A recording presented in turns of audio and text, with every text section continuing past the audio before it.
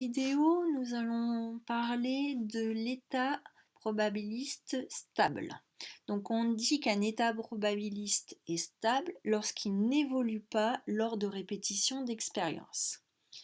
Alors, ici, premier exemple, on m'a donné un graphe probabiliste avec 3 états et on me demande de vérifier à la calculatrice, à l'aide de la calculatrice, que cette matrice ligne qu'on me propose, la matrice P, c'est bien l'état stable.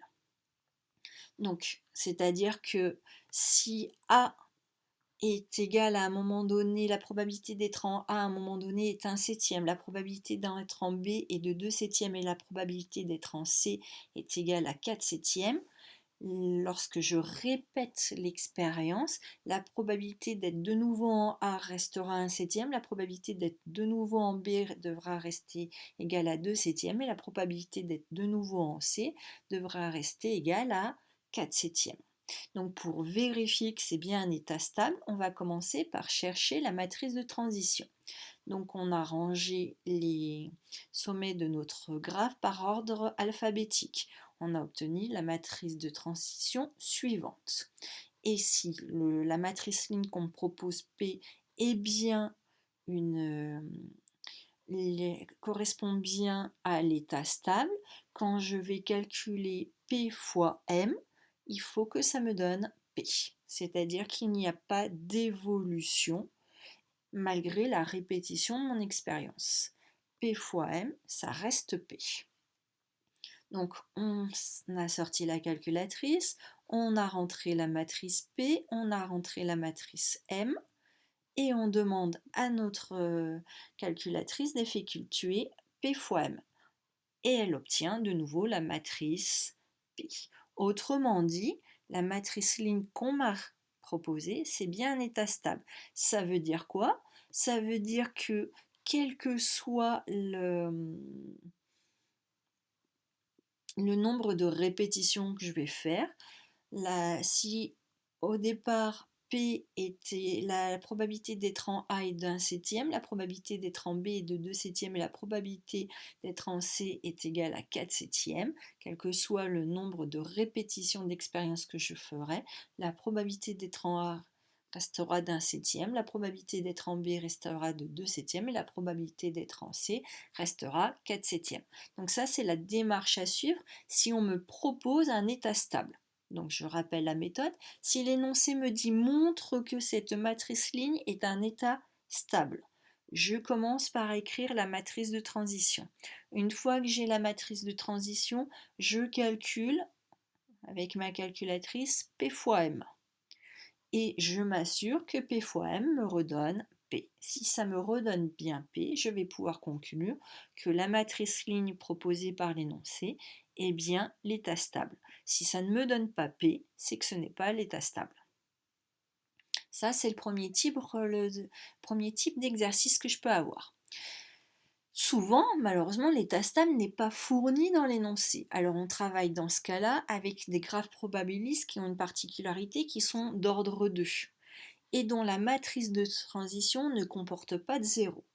On est sûr, dans ce cas de figure-là, c'est une propriété, que l'état stable existe. Et cet état stable, on avait dit tout à l'heure qu'il devait vérifier l'équation P égale P fois M. Autrement dit, les états probabilistes successifs, P indice n, quand n va devenir de plus en plus grand, il va tendre vers notre état stable P. Voilà ce que signifie notre état stable. Exemple, on m'a donné ici un graphe probabiliste et on me demande de déterminer l'état stable pour cette situation. Je commence par écrire ma matrice de transition. J'ai rangé les états par ordre alphabétique, A, B, A, B. J'obtiens la matrice de transition ici. C'est bien une matrice carrée d'ordre 2. Donc le premier critère est bien rempli. Deuxième critère, dans cette matrice de transition, on ne trouve aucun coefficient qui soit égal à 0. Donc le deuxième critère est bien rempli. Donc je sais qu'il va y avoir un état stable. Cet état stable, ça va être une matrice ligne qui sera composée de 2 colonnes. et qui va vérifier l'équation suivante. Il faut que quand je calcule P fois M, je retombe sur ma matrice P. Donc c'est-à-dire que la matrice de coefficients P et Q doit être égale à la matrice ligne de coefficients P et Q fois ma matrice M. Grâce à ce produit, quand je calcule la matrice P fois la matrice M, donc là c'est une matrice d'ordre 1, 2, multipliée par une matrice carrée d'ordre de dimension 2, 2. Donc la dimension ici de la matrice que je vais obtenir, c'est bien une matrice d'ordre 1, 2. Pour calculer le premier coefficient ici, c'est ce qu'on a vu dans le premier chapitre, je vais faire P fois 0,4 plus Q fois 0,3. Ça me donnera le premier coefficient de ma matrice. Pour obtenir le second coefficient de ma matrice, je vais faire P fois 0,6 plus Q fois 0,7. Donc ça me donne le deuxième coefficient. Tout cela doit être égal à la matrice PQ. Autrement dit, ce coefficient-là doit être égal à P, celui-ci doit être égal à Q. Donc mon égalité matricielle me donne une équivalence au niveau d'un système. Il faut que P fois 0,4, c'est-à-dire 0,4P, plus Q fois 0,3, c'est-à-dire plus 0,3Q, ce soit égal au nombre P. Dans le même temps, il faut que 0,6 fois P, c'est-à-dire 0,6P, plus 0,7 fois Q, il faut que c'est-à-dire 0,7Q, ce soit égal au nombre Q. J'ai affaire à un système. Alors, je vais réécrire ma première équation et la remplacer par une équation équivalente, mais en mettant tous les termes en P du même côté. Donc, je vais enlever de part et d'autre 0,4P. Donc, je vais me retrouver à gauche avec P moins 0,4P, c'est-à-dire 1P moins 0,4P, autrement dit 0,6P. Et à droite, il ne me restera plus que 0,3Q. Je vais faire de même pour la seconde équation. Je vais la remplacer par une équation équivalente dans laquelle tous les termes en Q se trouveront à gauche. Donc je vais enlever à chacun des membres 0,7Q. Comme ça, à droite, il ne me restera plus que 0,6P. Et à gauche, j'aurai Q, c'est-à-dire 1Q, moins 0,7Q, autrement dit 0,3Q. Je me retrouve avec un système composé de deux équations qui sont identiques. Autrement dit, mon système est équivalent à une seule équation. Alors, comment on est passé de l'équation 0,3Q égale 0,6P à l'équation Q égale 2P? On a divisé à droite et à gauche par le nombre 0,3. 0,3Q divisé par 0,3, il me reste Q. 0,6P divisé par 0,3, ça me donne 0,6 divisé par 0,3, ça me donne 2, fois le nombre P, ça me donne P. Donc, grâce à mon équation matricielle,